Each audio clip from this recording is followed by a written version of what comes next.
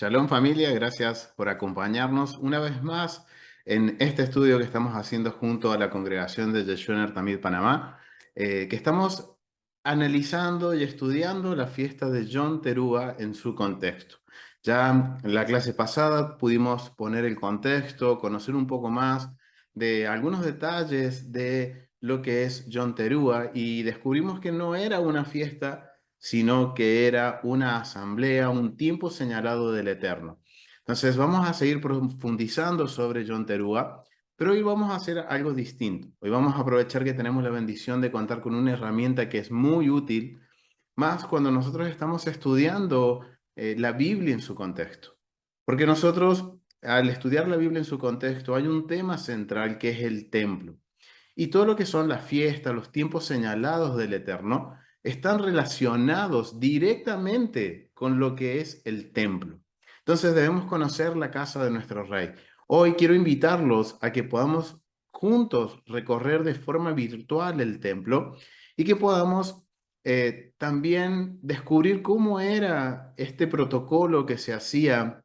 Vamos a verlo muy a grandes rasgos, no con tantos detalles, porque bueno, llevaría mucho tiempo poder ver todos los detalles, toda la complejidad de lo que era preparar lo que era la nueva luna o el comienzo de año, la cabeza de año en el templo, todo lo que hoy nosotros los conocemos como lo que es el servicio de Yom Teruah, el sonar de las trompetas. En sí, habíamos también puesto como fundamento, como base, que en sí la conmemoración es el comienzo del año y que dentro del comienzo de año hay un servicio especial en el templo, que es el servicio de sonar las trompetas. Hoy nos vamos a enfocar a poderlo visualizar en el templo, de ver cómo era el protocolo, el proceso. Recordemos que también habíamos visto la clase pasada que justamente Yom Teruah, el servicio de Yom Teruah, siempre se realizaba en el primer día del mes séptimo, tomando en cuenta el calendario que empieza en Nisan, que es el conteo de los tiempos señalados y agrícola de Israel, que es el calendario que se toma desde la salida de Egipto de nuestro pueblo Israel. Entonces, ahora lo que vamos a hacer es recorrer el templo, hacer un poco también de memoria de lo que vimos ayer y poder ir identificando en los lugares donde sucedían todos los hechos y vamos a ir descubriendo que esto es tan complejo y que también se necesita cierta responsabilidad y ciertas condiciones había que cumplir para completar este servicio y que de una forma legal sea declarado el nuevo comienzo de mes y el nuevo comienzo de año. Entonces yo quiero que voy a compartirles ahora, vamos a ir a la aplicación, que es la aplicación Second Temple, Segundo Templo, que se está disponible en iOS para Mac y también está disponible para lo que es el sistema operativo Android. Lo puedan descargar de forma oficial. Aprovechen que ahora está en un precio promocional. Hay un precio que ha puesto nuestro hermano Imore Rico, que es uno de los de los creadores de la aplicación, junto con su maestro Job Segud. Han colocado un precio promocional de $9,99. O sea, es una herramienta que vale mucho más de lo que uno está pagando y es de gran bendición. Hoy la vamos a usar para que ustedes, los que no la conocen, puedan conocerla. Lo lindo de esta aplicación que tiene muchísima información, además de tener información, todo lo que vamos a ver de forma virtual va de acuerdo a las investigaciones arqueológicas, a los descubrimientos históricos y a lo que nos relata la Biblia y la Mishnah, que es un documento legal que nos relata los procesos y los protocolos que habían dentro del templo.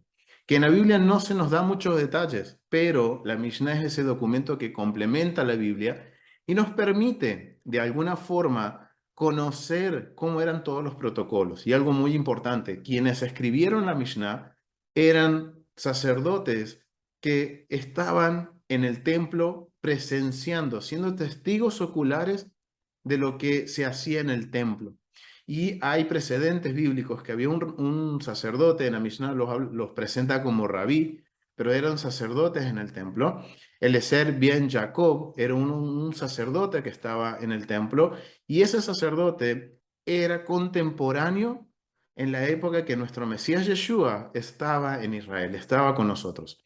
Entonces, miren qué importancia ese documento y nos ayuda mucho a entender. Y la clase pasada lo estuvimos usando y estuvimos un poquito viendo lo que nos mencionaba el Tratado Año Nuevo o Rosh Hanashah de Año Nuevo, de cabeza de año, nos relataba todo el proceso que debía pasar. Entonces hoy vamos a recordar eso y vamos a verlo con nuestros propios ojos a través de la aplicación. Así que denme un segundito, que ahí vamos a compartirla.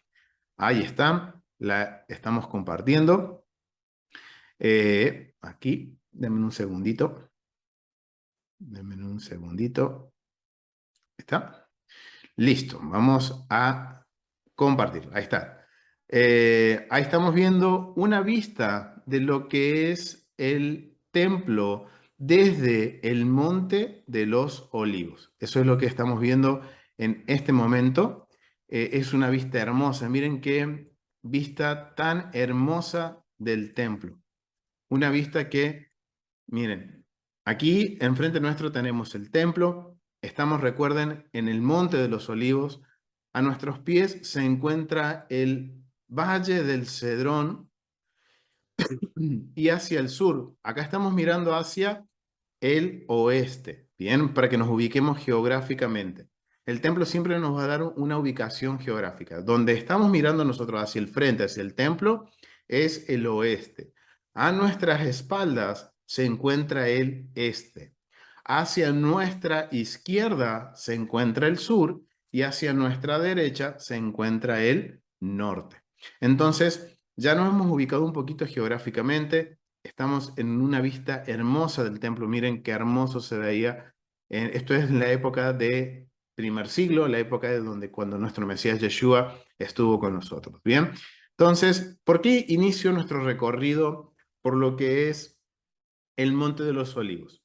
Recuerden que habíamos hablado o habíamos presentado un poquito sobre el protocolo de cómo era la declaración de una luna nueva.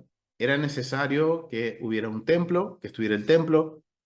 Es necesario que haya una corte o un tribunal, que era lo que se conocía como el Sanedrín, que ellos tenían que indagar a los testigos que habían visto a la nueva luna. Pero hay una pregunta. En épocas de primer siglo, la pregunta que tendríamos que hacernos es, bien, en Jerusalén se enteraban por el servicio en el templo de que había comenzado el nuevo mes. ¿Y cómo llegaba esta noticia hacia los otros lugares en donde había comunidades israelitas, comunidades judías dentro de Israel y fuera de Israel? Hay un procedimiento cuando nosotros leemos en la Mishnah, nos menciona que al principio la información llegaba una vez que el Sanedrín aprobaba, eso lo vamos a ver un poquito más adelante, cómo era el protocolo para que el Sanedrín pudiera aprobar a los testigos y verificar de que se había visto la nueva luna. Una vez que ellos daban el ok y daban la luz verde de que se había visto la luna nueva, en un principio enviaban mensajeros a caballo, pero de alguna forma era tan grande la dispersión, habían comunidades hasta en Babilonia, que llegaba demasiado tarde. Por más rápido que fueran los mensajeros, siempre llegaba tarde la noticia. Entonces, se implementó un sistema de antorchas. Y ese sistema de antorchas daba comienzo desde aquí, donde estamos nosotros mirando, desde este momento, perdón, desde este punto. Aquí había un lugar en donde habían unos guardias que pertenecían al templo que tenían una antorcha. Desde el templo se daba la señal de que se había visto la luna nueva, entonces ellos prendían la antorcha y hacían algunos movimientos específicos para dar aviso a otros vigilantes, a otros vigías que se encontraban en otros cerros o en otras montañas altas.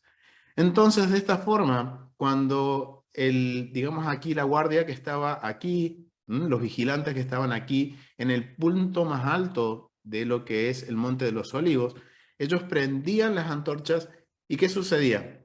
Los que estaban en la montaña de allá al fondo, al frente, veían la antorcha, entonces ellos lo prendían. Y así se iba como dando la señal de que había comenzado un mes nuevo Y aún más, el comienzo de un nuevo año, el comienzo de la cabeza de año, que es el primero de Tisri, el primer día del mes séptimo, contando desde Nisan. Entonces, de esta forma, se procuró que la noticia de que ya había comenzado un nuevo mes y que había comenzado un nuevo año, recorriera todo el territorio de Israel y llegara hasta Babilonia en menos de 2 días. Increíble, ¿no? Miren cuánta información y qué perfección, cómo funcionaba el templo. ¿Cómo hacer llegar la noticia lo más rápido? Obviamente, no había en ese entonces ni Facebook, ni Instagram, ni WhatsApp. Ellos tenían este sistema que permitía que la noticia llegara rápido, ¿ven? Entonces, por eso quise empezar nuestro recorrido desde este punto, porque para lo que es el servicio de John Terúa, el Monte de los Olivos era un punto importante. ¿Por qué? Porque desde aquí se empezaba a dar la señal con las antorchas de que había comenzado un nuevo mes, un nuevo año. Entonces, miren, cuánta información, cuánto hemos podido aprender de solo estar aquí en el Monte de los Olivos.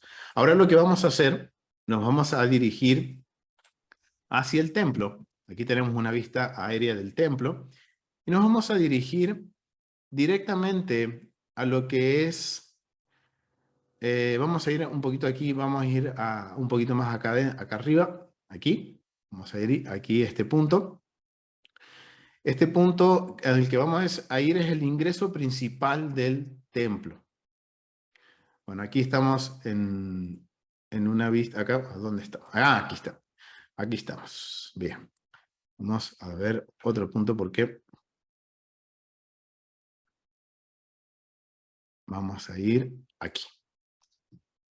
Aquí a este punto. Vamos a arrancar desde este punto, que este es el sector sur. Aquí estamos en el ingreso del templo, el ingreso principal donde toda persona que venía al templo ingresaba por el sector sur. Este es el muro sur.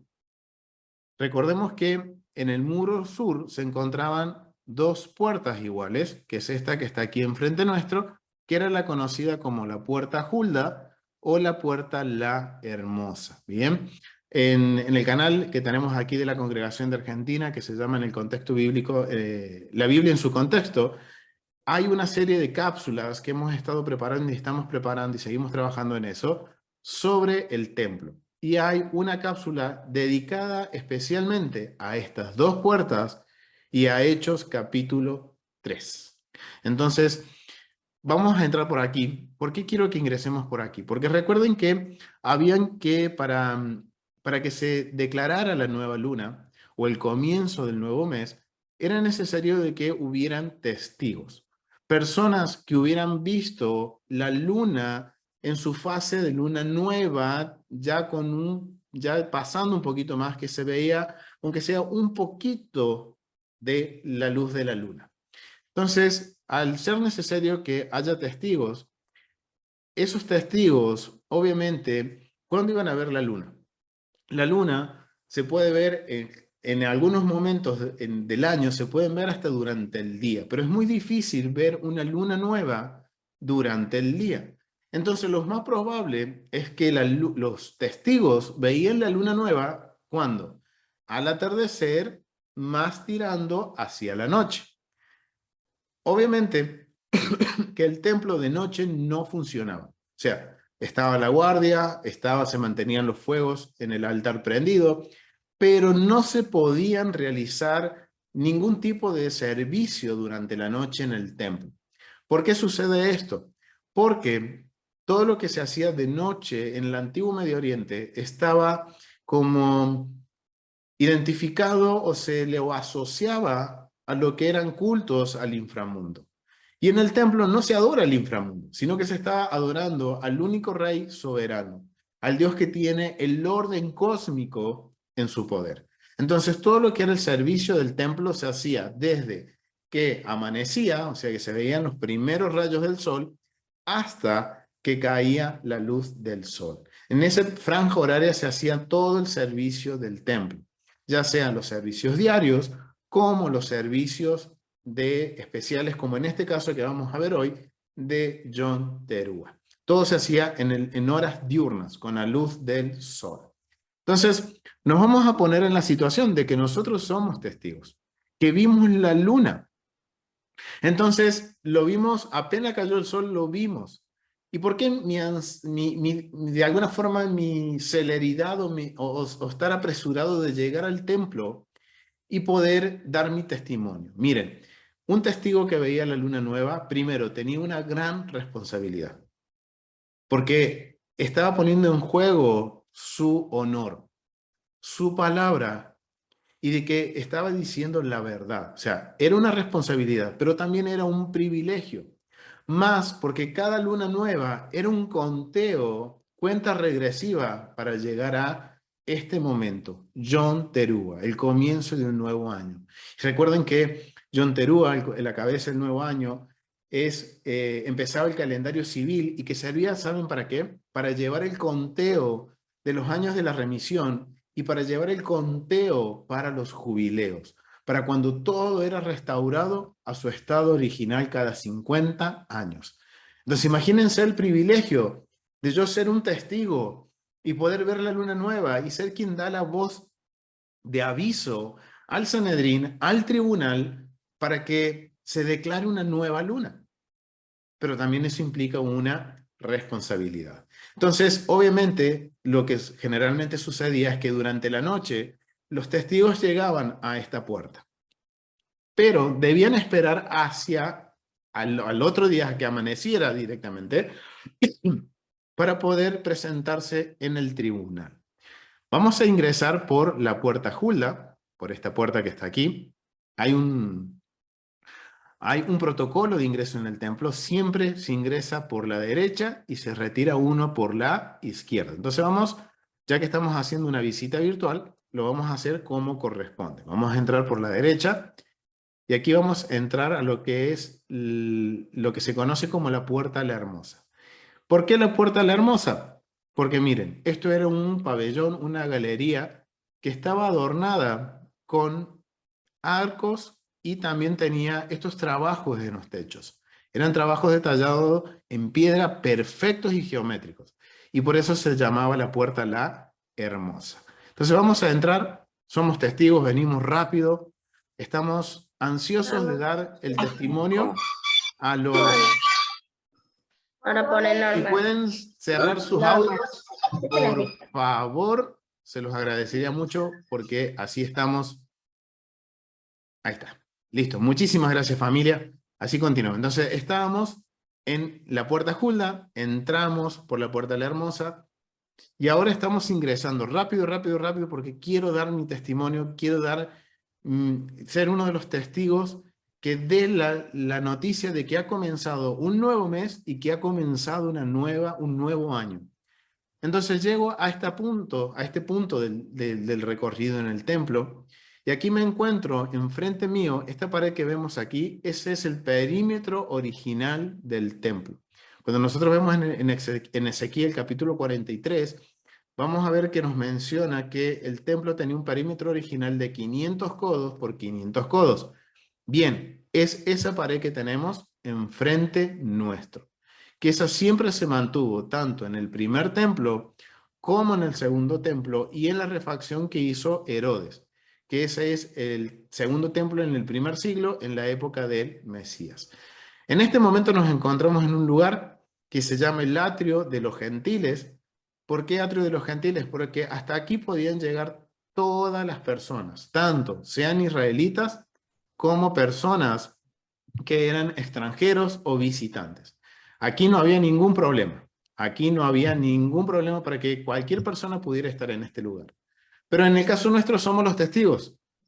Tenemos que llegar al tribunal. Entonces vamos a cruzar por esta puerta que es la puerta Hulda original y ya estamos enfrente nuestro, tenemos los edificios del templo. Estamos, recuerden, siempre ingresando por el sector sur. Entonces, estamos mirando de sur a norte, al frente nuestro está el norte, a nuestra derecha se encuentra el este y a nuestra izquierda se encuentra el oeste. Hacia el oeste se encuentra lo que hoy conocemos como el cótel. lo que es el Muro de los Lamentos, que es una de las paredes que era de contención de la época de Herodes. Bien, es lo único que ha quedado en pie y ese es justamente hacia el oeste. Pero nuestra función hoy es ser los testigos. Entonces vamos a seguir caminando. Estamos aquí justamente, seguimos dentro de lo que es el atrio de los gentiles. Toda esta parte también, esta era la parte original del atrio de los gentiles. Y como vemos es una parte bastante amplia. ¿Por qué? Porque esta parte era más amplia que las demás por el hecho de que todo el mundo, todos los visitantes entraban por el sector sur. Era el ingreso principal al templo. Entonces vamos a dirigirnos hacia el templo. Pero obviamente antes de nosotros entrar a los edificios del templo, a la parte, digamos, cruzar ese cerco que estamos viendo, hay que cumplir un protocolo. Ese protocolo era cumplir con lo que se llama el baño ritual o un mikve para cumplir con la purificación. Una vez realizado eso, que se podía hacer en estos lugares que vemos aquí, en estos especie de edificios que tenemos aquí, que eran baños y también habían mikves, uno hacía el baño de inmersión, cumplía con ese mandamiento de la purificación para poder ingresar. Recuerde, estamos ingresando a un lugar de nivel de santidad alto, a un espacio sagrado. Entonces, después de haber cumplido todo eso, nuestra misión es llegar a tribunales para decirle al Sanedrín de que hemos visto la luna nueva. Vamos a llegar hasta este punto y en este punto nos encontramos con este cerco. Este cerco se llama el Sorej, que es un cerco de división. ¿Por qué es un cerco de división? Porque hasta este lugar podían llegar todas las personas, podían llegar aquellos que estaban, por ejemplo, de visita, aquellos que eran gentiles, que no eran parte del pueblo, podían llegar hasta este punto. Es más, hay registros de que habían extranjeros que creían en el Dios de Israel, que reconocían que el Dios de Israel los había bendecido. Entonces ellos venían hasta este punto, eran extranjeros que no estaban en pacto, o sea que no tenían la circuncisión en carne, entonces ellos no podían cruzar este punto. Pero había un punto en estos sectores que ellos podían dejar sus ofrendas. Un dato bastante interesante, ¿no?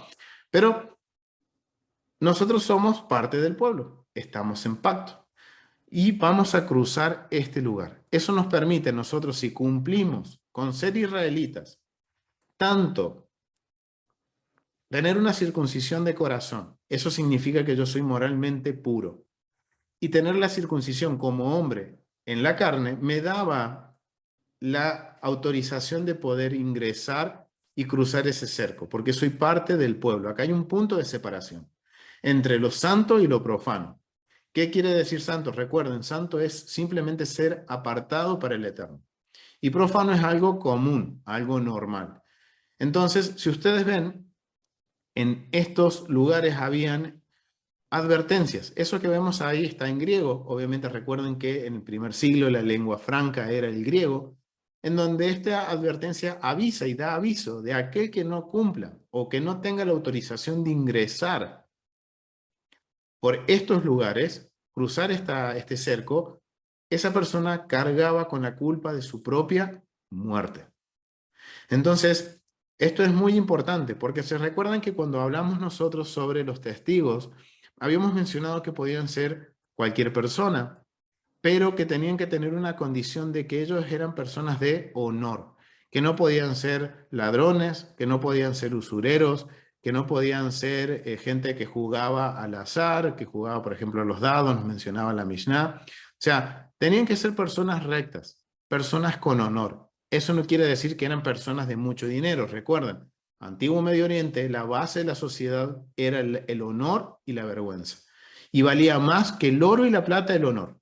Entonces, si yo era una persona de honor, cumplo con ese requisito, que era una persona que no tenía tacha, que tenía buena reputación, entonces el Sanedrín me iba a escuchar y me iba a poner más cuidado que si venía un usurero a dar el testimonio de la nueva luna.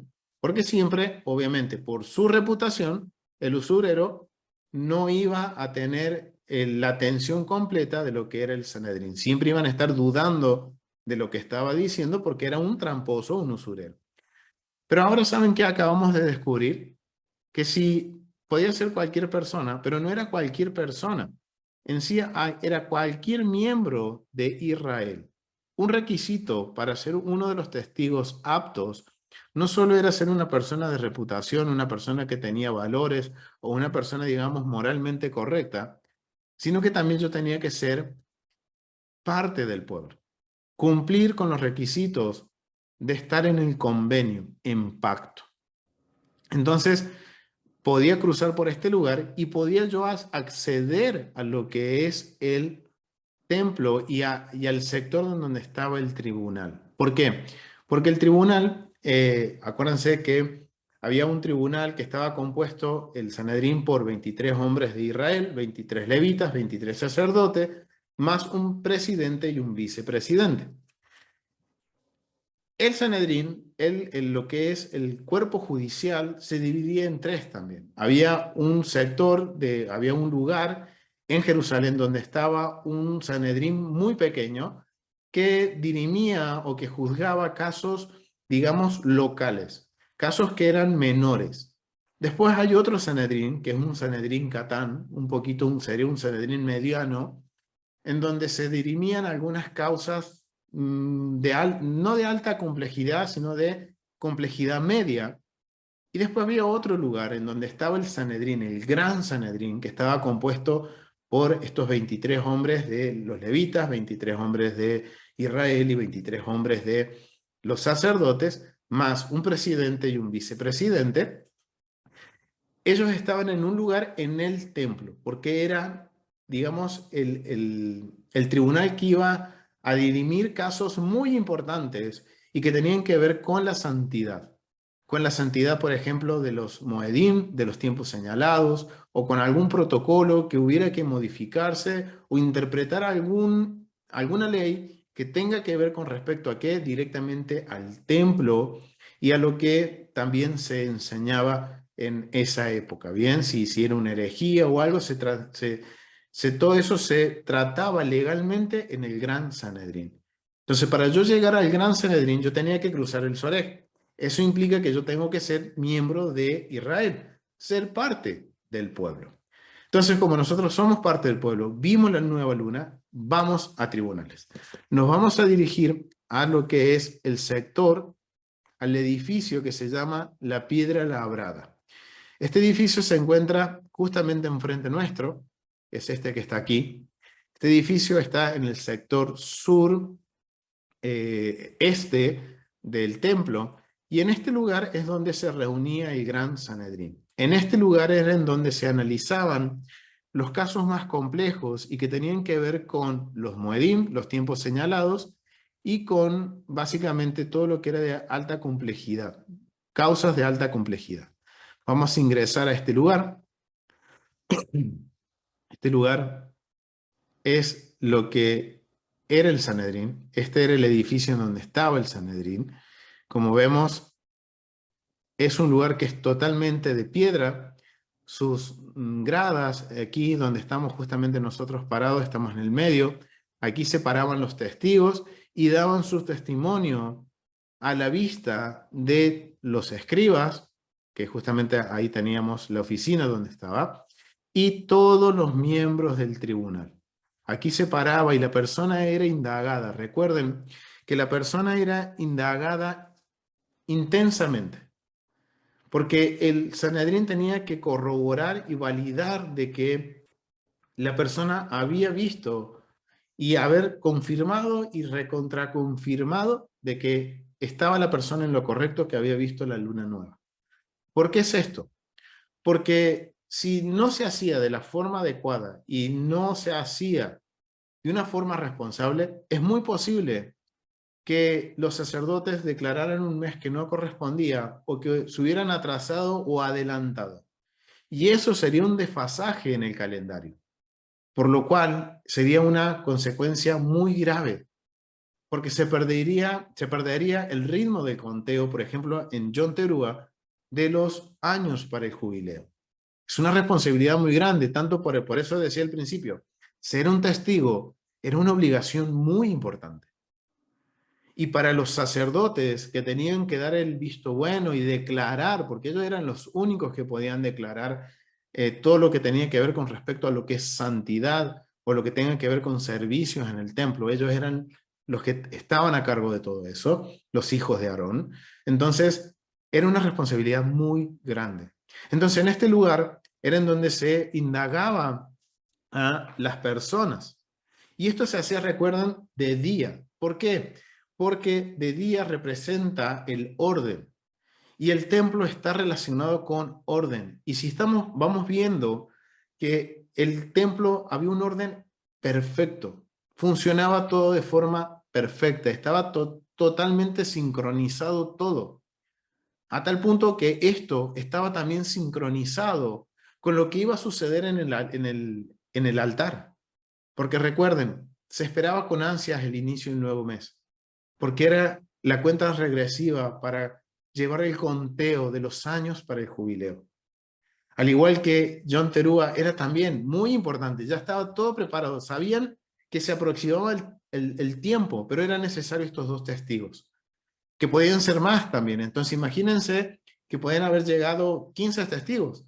Entonces los sacerdotes, el Sanedrín, tenía que indagar a los 15 y corroborar y llegar a un consenso y estar seguros de que sí se había visto la nueva luna.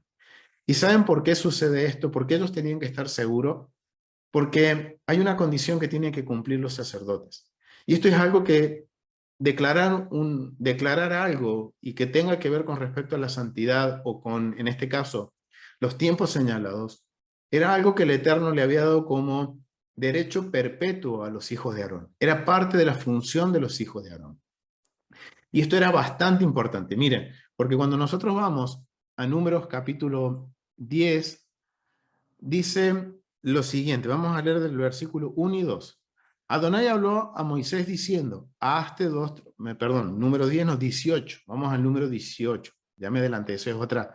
Miren, acá, lo tengo en rojo porque es muy importante esto. Dice, Adonai dijo a Aarón, tú y tus hijos y la casa de tus padres contigo, llevaréis el pecado del santuario. Y tú y tus hijos contigo llevaréis el pecado de vuestro sacerdocio. Y a tus hermanos también, la tribu de Leví, la tribu de tu padre, haz que se acerquen a ti y se junten contigo y te sirvan. Y tú y tus hijos contigo serviréis delante del tabernáculo de testimonio.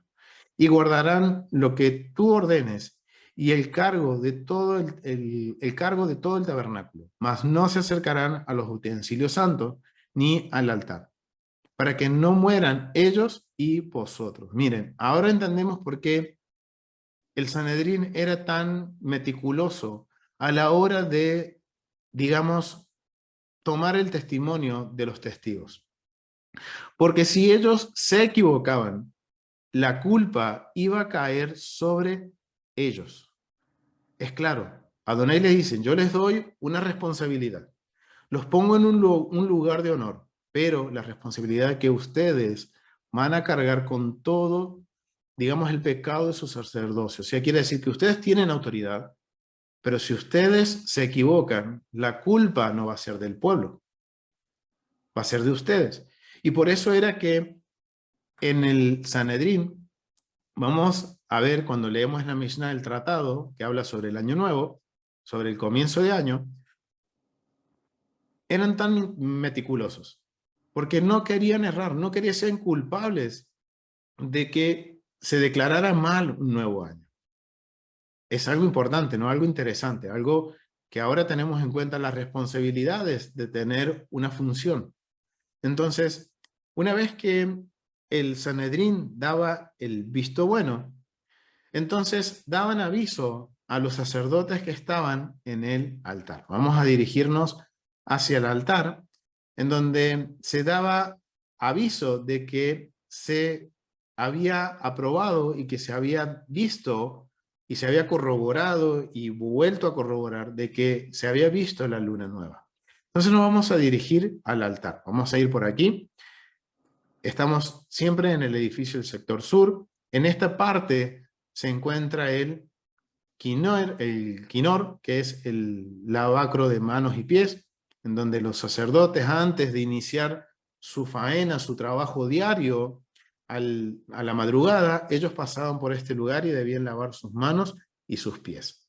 Entonces vamos a cruzar esta puerta, y esta puerta nos va a dar acceso al altar. Y enfrente nuestro, miren, qué hermoso, tenemos el edificio del templo.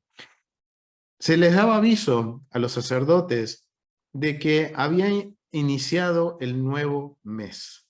Entonces se debían presentar en el altar las ofrendas que correspondían a lo que era la nueva luna, y las ofrendas correspondientes a lo que era la ofrenda musaf, o la ofrenda que era con respecto a la festividad, en este caso, Yom Teruah. Entonces, en este lugar era en donde se preparaban, al frente nuestro, vamos a subir por aquí. Aquí donde vemos las ovejitas es el lugar donde se preparaba los animales que eran para las ofrendas. Y aquí era en donde se sacaban las pieles, se despostaban los animales, se preparaban para que después un sacerdote los presentara en los fuegos del altar. Pero es algo muy interesante. Recuerden que ayer habíamos visto que Yom Teruah tiene una particularidad. La particularidad es que Yom Teruah podía caer en cualquier día de la semana. Podía caer el primer día, el segundo día, el tercer día, hasta podía llegar a caer en un Shabbat. Y como estamos hablando de una festividad muy importante, en este caso, perdón, ven que todavía yo tengo que corregir eso, un tiempo señalado muy importante, ese tiempo señalado, al caer dentro, por ejemplo, vamos a tomar el ejemplo que cayó en un Shabbat. En el templo, sea Shabbat o no, un día de semana común, había ofrendas que se debían presentar sí o sí, que eran las ofrendas tamid, las ofrendas diarias, que eran un cordero por la mañana y un cordero por la tarde, con sus respectivas libaciones y con sus respectivas ofrendas de harina de grano. Estas ofrendas se realizaban las diarias, una a las 9 de la mañana y la otra al cerrar el servicio a las 3 de la tarde. Entonces, en un día de Shabbat y que cayó Yom Teruah, se tenía que presentar las siguientes ofrendas. Miren, la ofrenda diaria, que esa no se podía anular. La ofrenda de Shabbat. Después de la ofrenda de Shabbat, se tenía que presentar la ofrenda de la luna nueva. Y después de la ofrenda de la luna nueva, se tenía que presentar la ofrenda del tiempo señalado, en este caso de Yom Teruah, y esa ofrenda la vamos a ver, recuerden, la habíamos visto en detalle en Números capítulos 29, del versículo 1 al 6. Ahí nos detalla todos los animales que se debían presentar y todas las ofrendas que debían acompañar a esas ofrendas en el altar. O sea, imagínense entonces el trabajo y la coordinación que tenía que haber en este sector, donde los sacerdotes preparaban y preparaban las ofrendas y presentaban las ofrendas en el altar. Porque imagínense la cantidad de ofrendas que tenían que manipularse si Yom Teruah caía en un Shabbat. Increíble, ¿no? Es increíble. Esto nos muestra la perfección del templo, del servicio del templo. Miren, para manejar un becerro, para presentarlo como ofrenda, era necesario que a ese becerro sea manipulado por 24 Kohanim. Imagínense la cantidad de sacerdotes trabajando y que todos trabajar de una forma ordenada, coordinada, para mantener el servicio continuo dentro del altar. Y algo también bastante interesante es que esto sucedía todo también a la vista de las personas. Recordemos que Yom Teruah era un tiempo señalado que también se conoce como el día de abrir las puertas. Perdón. ¿Por qué? Porque justamente enfrente nuestro tenemos esa puerta que es la puerta Nicanor, que es la equivalente a la puerta del este, en donde da acceso a un patio que se llama el atrio de las mujeres. Hasta ese lugar podían llegar todos los varones israelitas, todas las mujeres israelitas, todos los niños y niñas de Israel.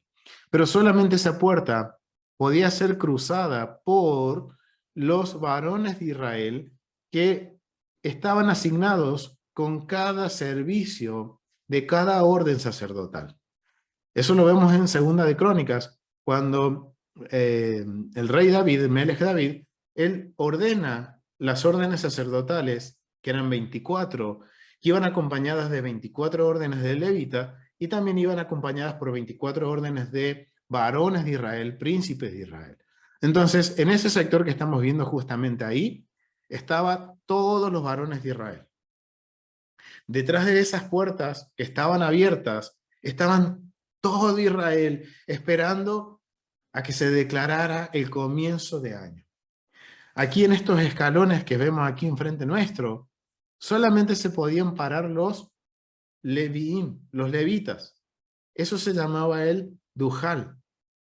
Y aquí era en donde los levitas se paraban y entonaban cánticos y tocaban instrumentos para adorar al Eterno. Solamente ellos podían hacer ese servicio. Nadie más, ni un varón de Israel, ni un sacerdote podía usurpar este lugar en donde estamos parados, que es en donde se paraban los levitas para entonar cánticos, que eran los salmos, y también tocar los instrumentos. Y en este sector, donde está el altar y los animalitos, es el sector donde prestaban servicios los sacerdotes. Entonces imagínense, todo el protocolo que se hacía con los animales aquí para presentarlos en el altar. Y imaginémonos nosotros estar del otro lado de la puerta Nicanor. Después de haber dado nuestro testimonio, corremos a la puerta Nicanor para poder presenciar esas ofrendas y ser parte del servicio, de las oraciones, de los cánticos, y escuchar a los levitas cantar, tocar los instrumentos, ver con nuestros propios ojos cómo se manipulaba y se presentaban las ofrendas que servían para acercarnos aún más al Eterno. Y es algo que solo con pensarlo, imaginarlo, a mí me llena mi corazón porque digo, wow, Señor, qué bendición poder en un futuro no tan lejano, poder verlo, poder palpitar ese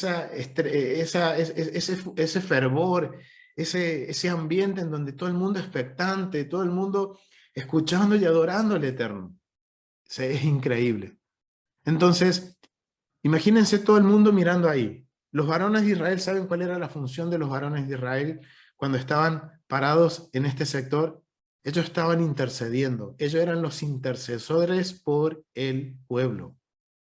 Ellos estaban orando mientras los levitas cantaban, tocaban los instrumentos, los sacerdotes preparaban los animales y presentaban las ofrendas. Entonces imagínense que estas ofrendas, si habíamos dicho que las ofrendas diarias se presentan a las 9 de la mañana y a las 3 de la tarde, el resto de ofrendas se tenía que presentar la de Shabbat, la de Luna Nueva y la de Musaf, que correspondía a Yom Teruah, en el periodo desde las 10 de la mañana hasta las 3 de la tarde.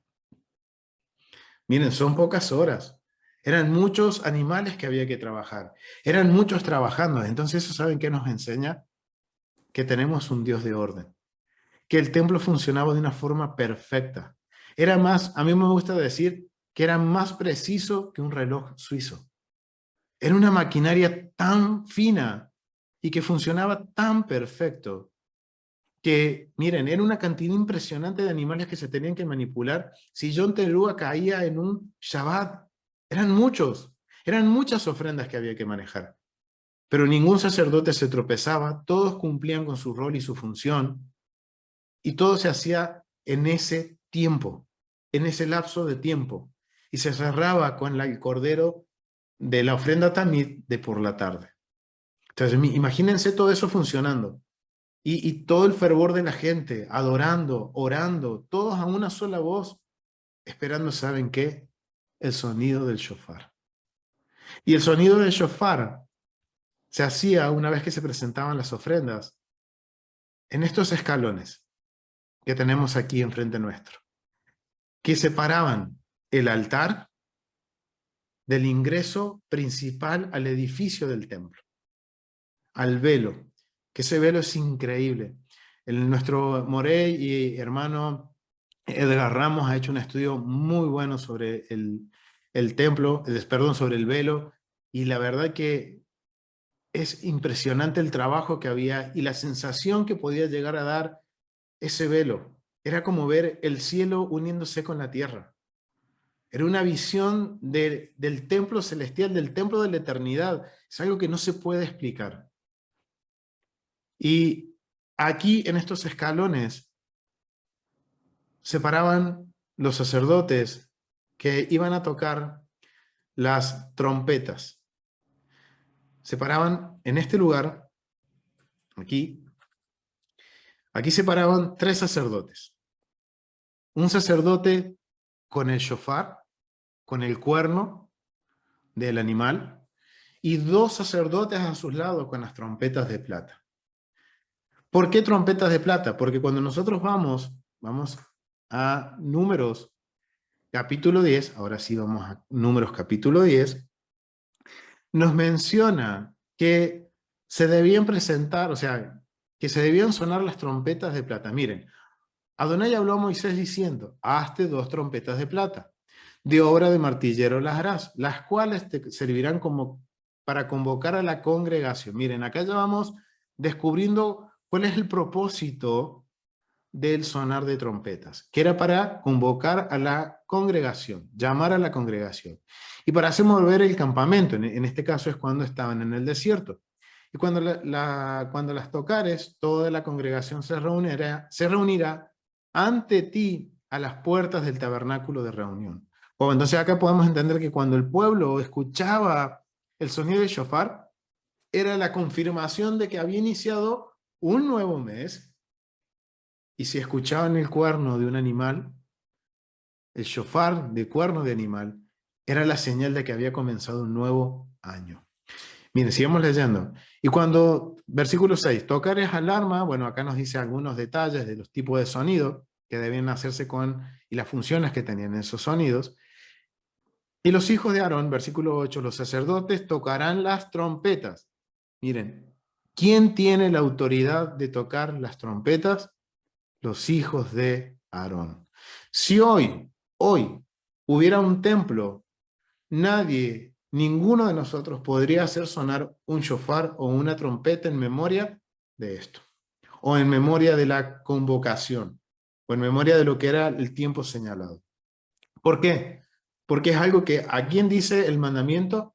A los hijos de Aarón, los sacerdotes. Ellos tienen la función de tocar las trompetas, ya sea de plata, como el shofar de cuerno. Y lo tendréis por, miren, y lo tendréis por estatuto perpetuo por vuestras generaciones. Es algo que no va a cambiar. Y cuando salieron a la guerra en vuestra tierra contra el enemigo que os molestare, tocaréis alarmas con las trompetas. Y seréis recordados por Adonai, vuestro Dios, y seréis salvos de vuestros enemigos. Miren, otra función del sonido de las trompetas. Y en el día de vuestras alegrías, miren, ¿cuándo más se sonaban las trompetas? En el día de la alegría, cuando estuvieran alegres. En las alabanzas, en las adoraciones se podían sonar las trompetas. Pero ¿quién sonaban? En ese caso eran cuando los levitas cantaban. Y en vuestros solemnidades. ¿Cuáles son las solemnidades? En las festividades, en los tiempos señalados. Y en las príncipes, en los principios de nuestros meses. O sea que todos los meses, al iniciar un mes nuevo, sonaban las trompetas. ¿Pero qué trompetas? ¿El shofar o las trompetas de plata? De acuerdo a lo que nos dice en Números 10, el contexto nos está hablando de las trompetas de plata.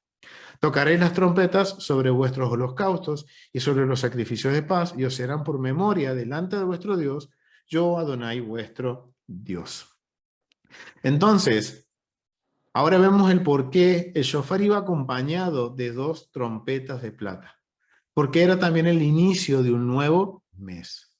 Pero acá había una diferencia. En los días, digamos en el inicio de un mes normal, el sonido de las trompetas de plata era más intenso, era más prolongado, era más largo. Pero En el caso de John Terúa sonaban las trompetas de plata, pero el sonido que más predominaba era el del cuerno del animal, el shofar. El shofar de cuerno era el que más prolongado era el sonido. Terminaban de sonar las trompetas y aún hasta con el último aliento el sacerdote que tocaba el shofar hacía sonar ese shofar, porque estaba marcando y señalando el tiempo señalado de que había comenzado un nuevo año. Y las trompetas de plata eran las trompetas que iniciaban un nuevo mes. Entonces, ahora miren, ahora ya tenemos una dimensión de lo que sucedía, cómo era el protocolo a grandes rasgos de lo que sucedía en el templo. Ahora, en Yom Teruah, como les decía, sonaban las dos trompetas de plata y el shofar de forma prolongada. La Mishnah nos menciona que el shofar que sonaba cuando era Yom Teruah no era cualquier cuerno de shofar. Hoy nosotros conocemos tres tipos de shofares. Tenemos el de cuerno de antílope, que es el que estamos más acostumbrados a verlo, que es el de forma como un tirabuzón, largo, grande. Ese es el de antílope. Después está el de shofar de cuerno de carnero, y después está el shofar de cabra salvaje o cabra montés, que es un cuernito más chico. Se diferencian obviamente en el tamaño. Y esto es bastante interesante. Después yo los invito a que ustedes busquen, googleen en YouTube los distintos sonidos para conocerlo. ¿Por qué? Porque no todos se usaban en el mismo momento o no todos tenían el mismo uso. Por ejemplo, el shofar largo que nosotros conocemos como el shofar de antílope, ese shofar era usado más que nada como instrumento musical, pero no dejaba de ser un instrumento ceremonial porque estaba asociado con la fiesta de Yom Teruah. Entonces, eso nos está marcando una cosa. Miren, hermanos, nos está marcando a aquellos que por ahí tenemos la bendición de tener un shofar o estamos planeando en tener un shofar, que no es un instrumento normal, no es un instrumento musical normal. Es un instrumento que, la verdad, uno necesita tener cierta kavaná, cierto respeto, cierta reverencia, porque, miren, eso está asociado, y lo vamos a ver un poquito más adelante, está asociado directamente a estos tiempos señalados, a espacios sagrados. Entonces, el cuerno largo era el que más se usaba y se usa como instrumento musical, como para la adoración. Después estaba el cuerno de carnero y el cuerno de la cabra, que son cuernos más pequeños. El de carnero es un poquito más grandecito. Si me esperan un segundito, yo les voy a mostrar uno porque tengo uno. Ya vuelvo. Déjenme 2 minutitos.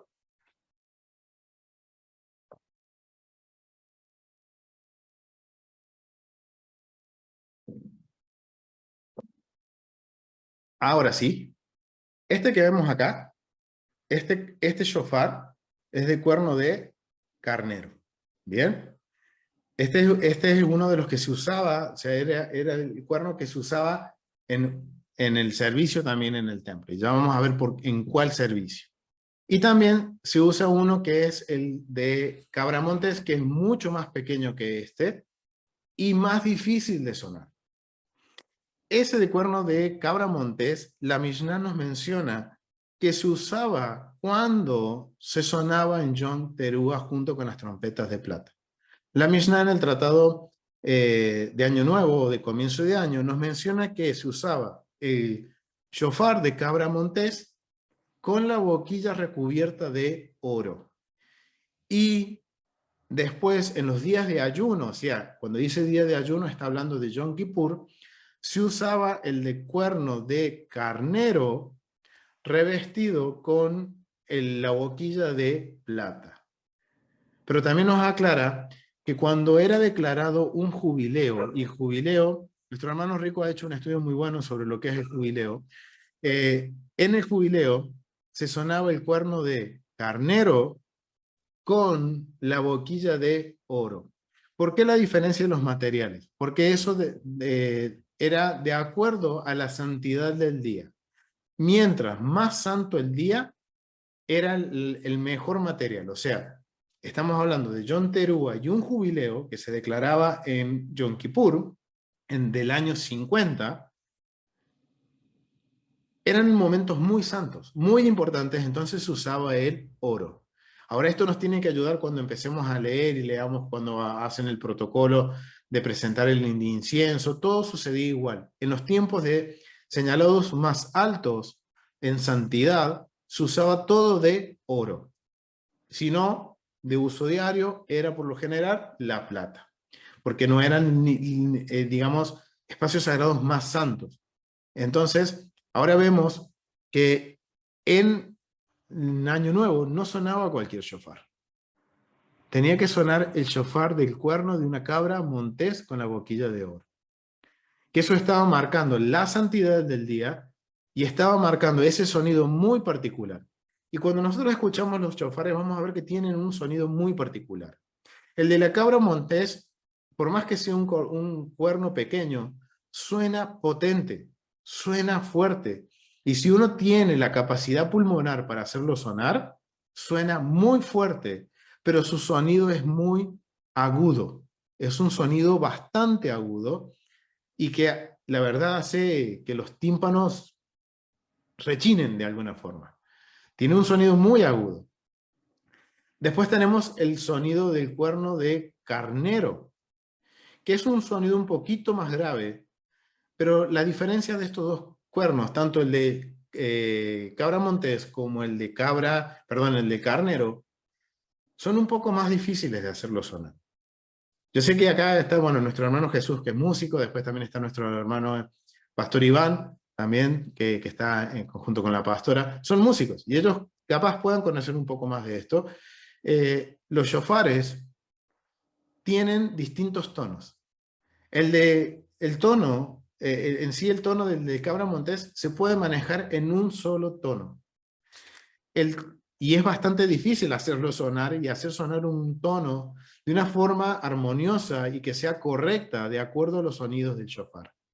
Después tenemos el de cuerno de carnero, que es que se puede llegar a obtener hasta 2 tonos para sacar una melodía. Un sonido, digamos, que sea armonioso al oído.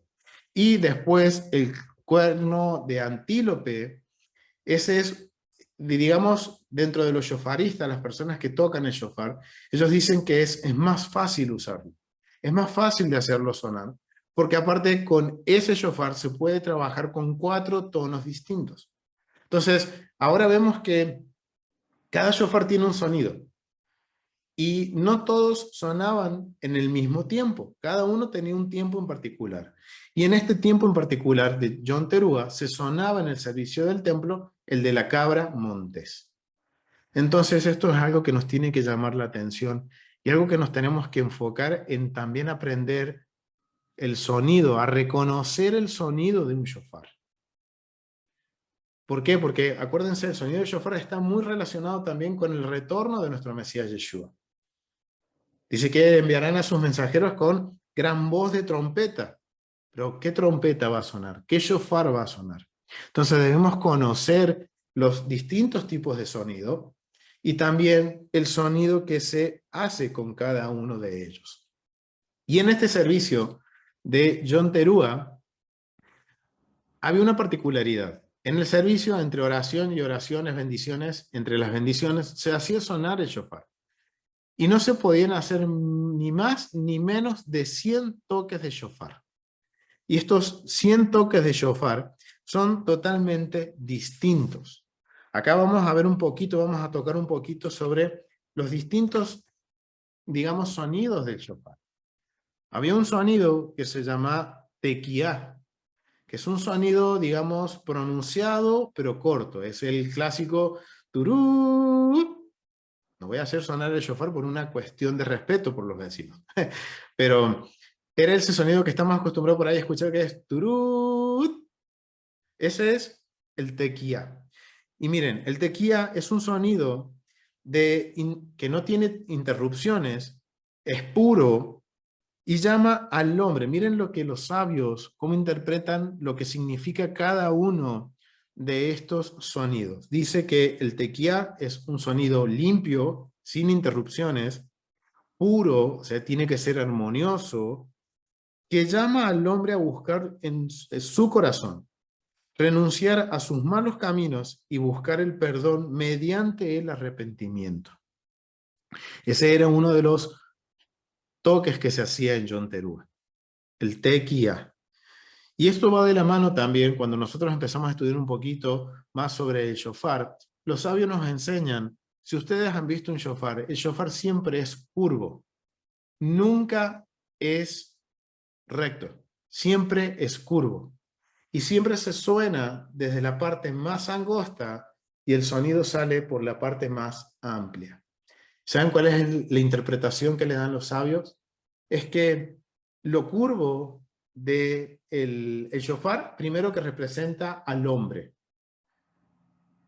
Y la parte curva que debe tener todo shofar es el corazón del hombre haciendo teshuvá, haciendo arrepentimiento, volviéndose a su creador, al eterno. Por eso los shofares nunca se suenan de esta forma. Hacia abajo así. Así nunca se suenan. Siempre se suenan hacia arriba. La curva siempre tiene que terminar hacia arriba. ¿Por qué? Porque representa el clamor, el clamor con todo el aliento del ser humano, del hombre, clamando a su creador. ¿Por qué? Por arrepentimiento, por perdón, como nos da la interpretación los sabios del sonido de tequía. Entonces ahora miren cuánto se puede aprender de un instrumento, que es un instrumento más que nada ceremonial, porque vamos a ver que el shofar tiene una, digamos, presencia es muy presente, perdón, en las ceremonias dentro del templo. Entonces miren lo que hemos aprendido. ¿Por qué ahora entendemos por qué los shofares son curvos? La interpretación que les dan. Y por qué siempre vamos a ver shofares curvos, por lo general, y que siempre se suenan de la parte más angosta hacia la más amplia. ¿Y saben por qué? Porque lo asocian con el Salmo, que dice que en mi angustia, en mi estrechez, clamé al Eterno, y Él me oyó. Ahora sabemos por qué siempre los shofares se suenan hacia arriba, nunca hacia abajo. Porque es nuestro clamor hacia el Eterno, clamando por lo que, miren, si hacemos un sonido de tequía, estamos llamando, acuérdense que esto era para llamar a la congregación, entonces para llamar al hombre, a la congregación, que busque en su corazón, renuncie a sus malos caminos y busque el perdón mediante el arrepentimiento. Ese es el sonido tequía. Después viene el sonido shevarim, que ese es un sonido que suenan 3 tequías, es turut, turut, turut. Perdón si no me salen también, pero bueno, es más bueno para que tengamos una idea cuando escuchemos, que también es un sonido sin interrupciones, es un sonido limpio, un poco tembloroso, que tiene como 3 pausas. Mejor dicho, son 2 pausas. Vamos a escuchar 3 sonidos. Y esto tipifica el dolor que viene al hombre cuando se da cuenta de su mala conducta y deseo de cambiar sus caminos. Es como si fuera un lamento, como un quebrantamiento de corazón. Ese es el sonido shevarim, que son como 3 tequías juntos que suenan de una sola vez. Después tenemos el sonido de teruá, que ese es el que más seguro lo podemos conocer, que es ese sonido como si fuera un arma automática, un rifle automático, que es turú, turú, turú, turú, turú, turú, turú. ¿Ven? Esos son 9 sonidos cortos, muy cortos, constantes, que es turú, turú, turú, turú, turú. Ese sonido se llama teruá, que es como si fuera una alarma, o es como si fuera un llamado, sí, de alarma, de atención. Miren lo que nos dicen los sabios. Es una onda de sonido de alarma llamando al hombre a pararse bajo el estandarte de Elohim. ¡Wow! Miren todo lo que representa un sonido. No es simplemente escucharlo, sino Hoy tenemos el conocimiento de cuando escuchamos un sonido en particular en un shofar, es la voz del Eterno llamándonos al arrepentimiento, llamando a la congregación. Y por último está el Tequía Gedolá, que es un sonido tequía como el principio, pero no es corto. Ese sonido de Tequía Gedolá es un sonido largo, pronunciado. El shofarista toca este sonido hasta con el último aliento. Es un teruá, es un tequía, hasta que el shofarista queda sin aire. Y ese es el que se sonaba, el sonido, uno de los sonidos principales que se sonaba en lo que es Yom Teruah. Y miren lo que nos dicen los sabios, dice, un sonido prolongado e interrumpido, o sea, no tiene interrupciones, que tipifican una apelación final a un sincero arrepentimiento y a la expiación. ¡Wow! Y también ese sonido lo asocian los sabios con la llegada del Mesías. Para nosotros sería el retorno del Mesías. Para nuestros hermanos mayores sería como la llegada del Mesías. Ese sería el sonido que tendríamos que estar esperando a escuchar cuando el Mesías retorne. Y esto me enseña de la responsabilidad que tenemos aquellos que hacemos sonar el shofar. Entonces, para aquellos, esto es un pequeño paréntesis que quiero hacer a aquellos hermanos que suenan el shofar. Entonces, miren, cada sonido que sale por el shofar tiene un significado, tiene una interpretación. Entonces, es nuestra responsabilidad de hacerlo con respeto, con kavaná y en conciencia de lo que estamos haciendo. De tener responsabilidad. No es un instrumento normal.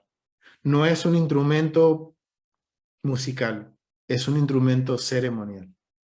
Y miren, el shofar, el sonido del shofar, y les voy a leer esto que viene de Maimónides. Es una explicación que él hace del shofar y me llamó mucho la atención.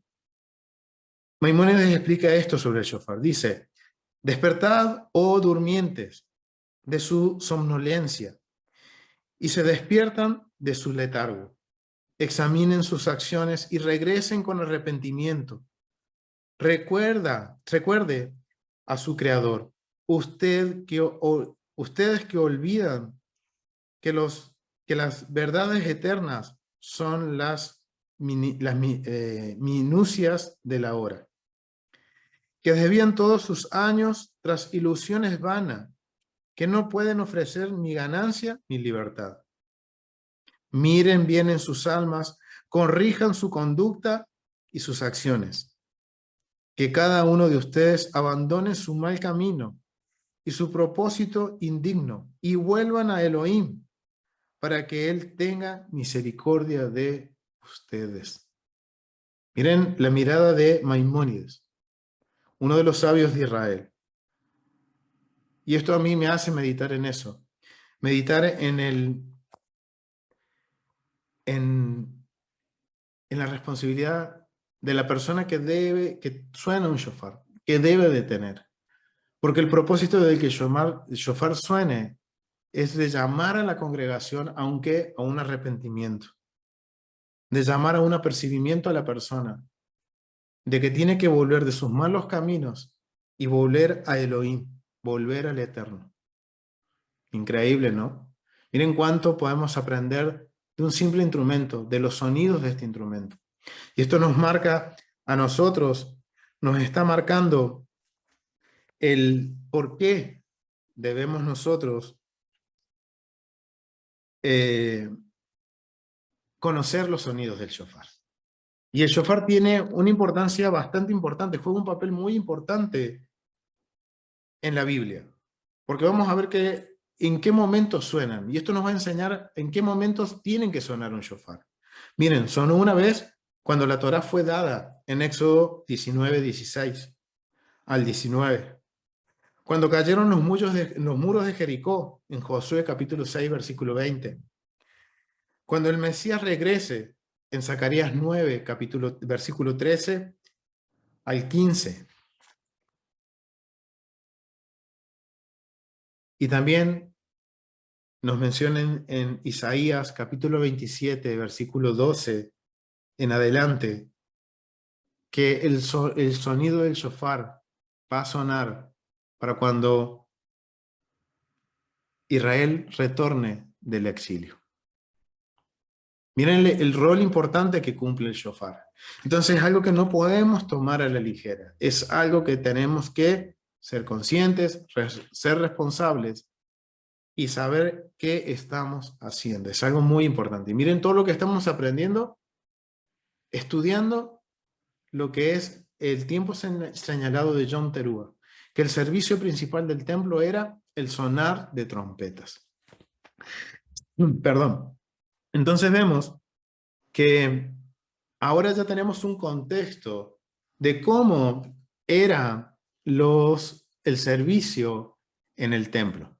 Ya sabemos cómo era que se presentaban los testigos, a dónde, la rigurosidad que había, el por qué había una rigurosidad con respecto al análisis de los testigos, y también un poco cómo se hacía el protocolo en el templo, cómo se preparaban las ofrendas y cómo era el sonar de las trompetas. Y descubrimos que el shofar que sonaba no era cualquiera, era uno en particular, al igual que en Yom Kippur cuando era un jubileo. Era uno en particular y que tiene un sonido muy particular. Entonces nos marca también la necesidad de que tengamos que aprender el sonido de los shofar, conocer, discernir cuál es el sonido. Y también conocer el mensaje que viene con ese sonido, el llamado que se hace a la congregación. Ahora, quiero que hagamos algunas conexiones, porque todo esto que ya hemos visto, lo que vimos en la clase pasada, más lo que hoy pudimos visualizar y seguir aprendiendo, nos va a ayudar a hacer conexiones con el Nuevo Testamento. Vamos a conectar ahora John Terúa con el Nuevo Testamento. Vamos a ir a Mateo capítulo 24. Vamos a ir a Mateo capítulo 24. No creo que vamos a ver muchos versículos, pero vamos a ver algunos por una cuestión de tiempos. Pero nos vamos a enfocar en estos que son los más importantes. Vamos al libro de Mateo, capítulo 24. Vayan con sus Biblias. A los versículos 29 al 39. Y aquí vamos a ver que en el versículo 31,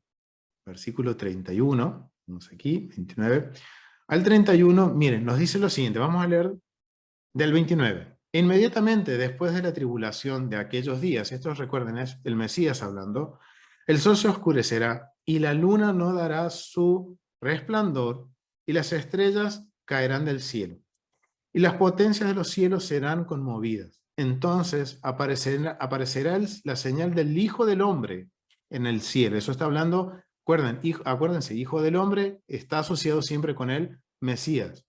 Y entonces lamentarán todas las tribus de la tierra y verán al Hijo del Hombre viniendo sobre las nubes del cielo. Con poder y con gran gloria. Bien, este primer versículo, el versículo 29 y 30, tenemos que analizarlo de acuerdo a la metodología de estudio que estamos aplicando junto con nuestro hermano Rico. Miren, esta es la metodología de estudio que usamos, que nuestro hermano Rico nos ha enseñado y que ha sido de gran bendición. ¿Por qué? Porque nos ha permitido entender y comprender la Biblia en su contexto de una forma sencilla, práctica, y que podemos ver estos temas desde Génesis a Apocalipsis. Y lo que nosotros recién leíamos entra dentro del tema de nueva creación y caos y orden. ¿Por qué? Porque el versículo 29 y 30, para poderlo comprender, debemos comprender la cosmovisión del antiguo Medio Oriente y lo que representa nueva creación para primer siglo. Entonces, es un dato importante a tener en cuenta, que es un tema de estudio aparte, que nuestro Moré ha hecho un muy buen trabajo en eso y nos ha dado mucha información en teshuva.tv, están todos los videos. Es un tema muy importante que debemos manejar y eso nos va a ayudar a entender esta presentación de los versículos 29 y 30. Pero miren lo que dice el versículo 31. Y enviará sus ángeles, sus mensajeros, con gran voz de trompeta. Aquí está hablando de un shofar, sonido de un shofar. Y juntarán a sus escogidos de los 4 vientos, desde un extremo del cielo hasta el otro. Bien, ahora miren, nosotros recién aprendimos los distintos tipos de shofares, cuándo suenan esos shofares, y aprendimos que hay un momento en particular que suena un shofar en particular que sirve para marcar el retorno de toda la normalidad. Y eso sucede en Yom Kippur. En el Yom Kippur, en donde se declaran los 50 años de jubileo, cuando se llega a los 50 y se declara el jubileo. Entonces, en el versículo 31, tenemos que entenderlo comprendiendo los tiempos señalados y comprendiendo lo que es el jubileo. Porque en el jubileo es donde todo es restaurado, las tierras son devueltas a sus dueños originales, el esclavo es libre, o sea, es todo restaurado a la perfección, a como era en el principio. Entonces ahora entendemos que la importancia de conocer las trompetas y los sonidos. Porque aquí nos está hablando de una gran voz de trompeta, pero nos está dando una información adicional. Dice que dice, y juntará a sus escogidos. Ese vocabulario es de Yom Kippur, cuando se declara el jubileo. Sigamos leyendo. Vamos al versículo, vamos a seguir leyendo, 32. De la higuera aprender la parábola. Cuando ya su rama está tierna y brotan las hojas, sabéis que el verano está cerca. O sea, es tiempos, son los tiempos. Así también vosotros, cuando veáis todas estas cosas, conoced que está cerca a las puertas. Miren, es la importancia de conocer los tiempos señalados. Porque si nosotros los conocemos, vamos a estar atentos, vigilando el día que nuestro Mesías retorne. Porque cuando veamos todo esto y escuchemos ese gran shofar, estamos a las puertas de la gran restauración. De cierto os digo que no pasará esta generación hasta que todo esto acontezca. El cielo y la tierra pasarán, pero mi palabra no pasará. Pero el día y la hora nadie lo sabe. Bien, esto, ¿a qué les hace traer memoria? A Yom Teruah, al tiempo señalado de Yom Teruah. Recordemos que para declarar el nuevo mes, nadie sabía cuándo iniciaba. Era necesario que hubieran testigos, que hubiera todo un proceso judicial en donde se validara el testimonio de estos testigos para recién declararlo. O sea que nadie sabía la hora ni el día de que se iba a declarar el nuevo mes. Y en este caso, este nuevo mes es el comienzo de un nuevo año. Entonces, el versículo 36 está relacionado con la fiesta de Yom Teruah, con el tiempo señalado, perdón, de Yom Teruah. Ni aun los ángeles de los cielos, sino solo mi Padre. Es el único que sabe los tiempos. Y esto es algo que debemos nosotros tener muy en claro. Nadie hoy puede poner una fecha. Nadie puede decir, este año es y se acaba el mundo. No, nadie. Porque miren lo que dice el mismo Mesías. Ni el día ni la hora nadie lo sabe. Lo mismo que sucede con Yom Teruah. Ni los ángeles, ni los mensajeros del Eterno lo saben. Sino solo el Padre lo sabe. Mas como los días de Noé, así será la venida del Hijo del Hombre. Y aquí podemos hacer una conexión que hicimos la clase pasada. ¿Se recuerdan cuando leímos en Génesis capítulo 8 que cuando descendieron las aguas del diluvio, el primer día del mes, el primer día del primer mes, la tierra se secó? Miren, por eso miren lo que está haciendo la conexión que está haciendo el Mesías aquí. Y que la hicimos nosotros ayer sin darnos cuenta cuando leímos Génesis 8, ahí está bien clarito. Cuando dice que Noé tenía 601 años y el arca reposó y las aguas descendieron y se secó la tierra fue el primer día del primer mes, que es Tirri, Yom Teruah. Porque como en los días antes del diluvio estaban comiendo y bebiendo, casándose y dándose en casamiento, hasta el día que Noé entró en el arca, y no entendieron hasta que vino el diluvio y se los llevó a todos. Así será también la venida del Hijo del Hombre. Y ahí empieza a hablarnos cuando sea el retorno de nuestro Mesías. Pero miren, estos versículos están relacionados con los tiempos señalados. Es importante conocer eso. Y algo muy importante, también estas fechas se llamaban como, por ejemplo, Yom Teruah era conocida como la final trompeta. Entonces, cuando leamos eso, ya sabemos ubicarnos en qué tiempo está hablando, en qué festividad o en qué tiempo señalado está hablando. Y cuando diga una gran trompeta, la gran trompeta, estar hablando y refiriéndose al día de Yom Kippur, que es un jubileo. Está hablando de un jubileo. Entonces ahí ya miren, hemos podido comprender esto, pero esto también nos demanda poder entender otras cosas y manejar otros temas para poder sacar mayor provecho. Por eso yo les recomiendo que usen la metodología de nuestro hermano y maestro Rico Cortés. En nuestro caso ha sido de gran bendición y nos ha permitido poder hacer conexiones, poder estudiar, y como verán, todos los temas son importantes, pero hay uno en el centro. ¿Cuál es? Es el eterno y el templo. Todo va a terminar en el templo. Es el centro de nuestro estudio. Por eso es importante que estudiemos el templo. Y miren, hemos podido ahora marcarlo, porque miren, estudiando el templo, nos hemos conocido cómo era el protocolo de Yom Teruah, y podemos también reconocer lo que ahora representa para nosotros.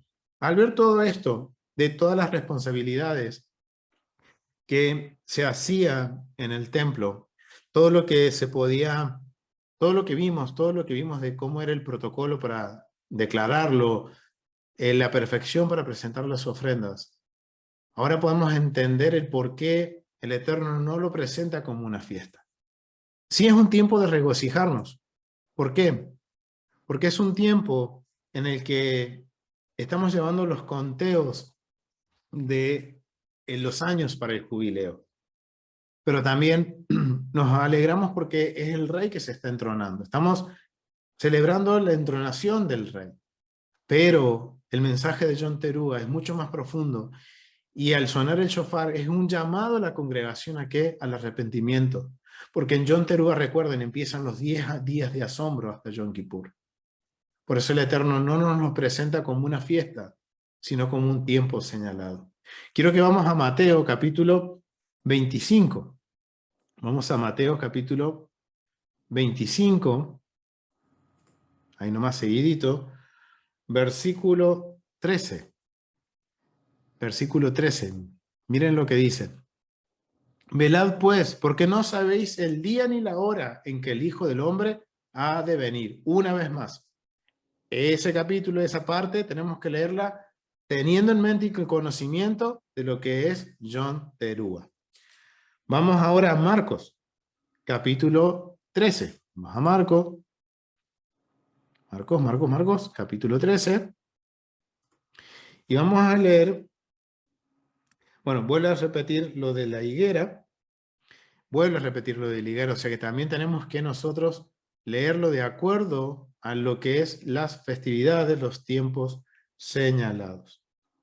Miren, vamos a ir al libro de Apocalipsis, porque también en Apocalipsis, si nosotros queremos entender el libro de Apocalipsis y entender la profecía en Apocalipsis, es necesario que conozcamos el templo y tengamos conocimiento de las festividades y los tiempos señalados. Vamos a Apocalipsis, capítulo 16. Y esto nos va a marcar la necesidad apremiante de estudiar el templo. Vamos a capítulo 16, versículo 15. Dice, he aquí yo vengo como ladrón. Bienaventurado el que vela y guarda sus ropas, para que no ande desnudo y vea su vergüenza. Bien, ese vocabulario es clave, porque ese vocabulario es del templo, 100% del templo. En el templo había una guardia, hay una guardia de sacerdotes y de levitas. Y había un encargado de la guardia, el encargado de la guardia sería el coronel, le vamos a decir, de la guardia del templo. Él tenía una función. Durante la noche, él tenía que vigilar y monitorear a los guardias de que no se durmiera. Por eso dice, he aquí yo vengo como ladrón. Y ese era el vocabulario que se le daba a ese coronel o a ese encargado de la guardia, que daba su ronda y vigilaba de que los sacerdotes y los levitas estuvieran en su posición atentos, guardando durante la noche el templo. Y era ese vocabulario, se le decía ladrón porque caía de sorpresa, no daba aviso. Y si, miren lo que sucedía.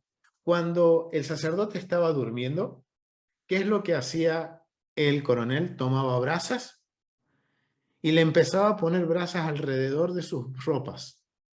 Y eso hacía que la ropa se prendiera a fuego, obviamente, y eso hacía que el sacerdote estuviera en vergüenza. Por eso dice, vean su vergüenza. Pero esto también, ¿cómo lo podemos asociar proféticamente? La vergüenza es también tomada como exilio. Entonces, miren el mensaje que nos da. Y vean ahora en Revelaciones, en Apocalipsis, nos marcan la necesidad de conocer las festividades y de conocer el servicio en el templo, conocer cada rincón del templo y cómo funcionaba la casa de nuestro Rey. Increíble, ¿no? ¿Cuánto hemos podido aprender? ¿Y cuánto nos queda por seguir aprendiendo? Y tenemos que darle gracias al Eterno por la bendición de que Él nos ha dado de poder abrir nuestros ojos a todas estas cosas y acercarnos a su casa y tener la bendición de poder aprender, siendo nosotros exiliados, siendo nosotros personas que ni siquiera quizás de sangre no somos israelitas, pero a través de nuestro Mesías Yeshua nos hicimos parte y somos el inicio del cumplimiento de la profecía de Ezequiel, de casa de Israel aprendiendo cada rincón del templo, las leyes de la casa, conociendo las medidas, el plano. Hoy tenemos esa bendición de ser esa generación que está dando inicio a la profecía de Ezequiel. Increíble, ¿no? Wow, tanto por aprender, tanto que tenemos por aprender. Entonces vamos a cerrar esta clase llegando a una conclusión de qué es lo que John Teruah representa. Hemos visto que es algo que no lo podemos tomar tan a la ligera. Que el corazón de John Teruah es el propósito, el espíritu de John Teruah es que la congregación se reúna y empecemos a clamar en arrepentimiento para regresar a la presencia del Padre. John Teruah es reconocer la soberanía del Eterno como Rey y Juez de la humanidad. Los sabios dicen que en la Mishnah, dice que en John Teruah es el tiempo en que todos los seres vivientes están presentes al Eterno como mansos corderitos esperando el juicio. Miren la interpretación que le dan los sabios de Israel en la Mishnah. John Teruah es el día en donde todos los seres pasan delante del Eterno como esas tiernas ovejas. Porque recuerden, en John Teruah se abren los libros y en Yom Kippur se cierran esos libros. Y debemos ser hallados escritos en el libro de la vida. El mensaje de John Teruah es aceptar la soberanía de Dios como el único Rey y de que todo está sujeto a Él. Tanto las cosas buenas como las cosas no tan buenas para mi forma de ver las cosas. Él es soberano, Él tiene el control de todas las cosas. Quizás hay cosas que pasamos que no tienen sentido en nuestras vidas. Que para nuestra forma de verlo es malo, pero para el Eterno dice, eso es bueno, porque sé que en ese momento de angustia En Deuteronomio lo hemos visto. ¿Por qué Israel estaba en el desierto? Porque estaban siendo probados si iban a guardar o no los mandamientos del Eterno. Entonces el Eterno dice, todo es bueno para mí. Todo es bueno, como dice el principio en Génesis. Todo lo que creó Dios es bueno. Bien, entonces, Yom Teruah, el mensaje de Yom Teruah es que nosotros, como congregación, como pueblo, aceptemos la soberanía de Dios como el único rey sobre toda la creación. Y aún más para nosotros, Yom Teruah es como el anhelo, representa el anhelo y nuestra preparación para el retorno de nuestro Mesías Yeshua, como el Rey de Reyes, que viene a hacer juicio a las naciones y viene a restaurar el orden por 1000 años para después entregárselo al Padre y que el Padre haga que el Edén sea restaurado y volvamos al orden perfecto que la humanidad desechó en Génesis capítulo 1 con Adán y Eva. ¡Wow! Increíble. Miren cuánto hemos podido aprender a imponer en contexto a Yom Teruah. Cuántas cosas aún nos quedan por aprender. Yo los animo, mi hermano, a que sigamos aprendiendo y que continuemos escudriñando las Escrituras. Que no se desanimen. Estamos en un tiempo en que tenemos la oportunidad de acercarnos aún más al Eterno. Y como les decía ayer, si venía flojo en acercarme al Eterno, en mi relación con Dios, es el tiempo, desde ahora que empezó el mes de Elul, hasta Yom Kippur, de acercarme aún más, esforzarme aún más y llegar a sus pies. Gracias, familia, por acompañarnos. Gracias por estar estos 2 días que hemos podido estudiar sobre Yom Teruah. Gracias, familia. Nos vemos en el próximo estudio. Shalom, shalom. Bendiciones.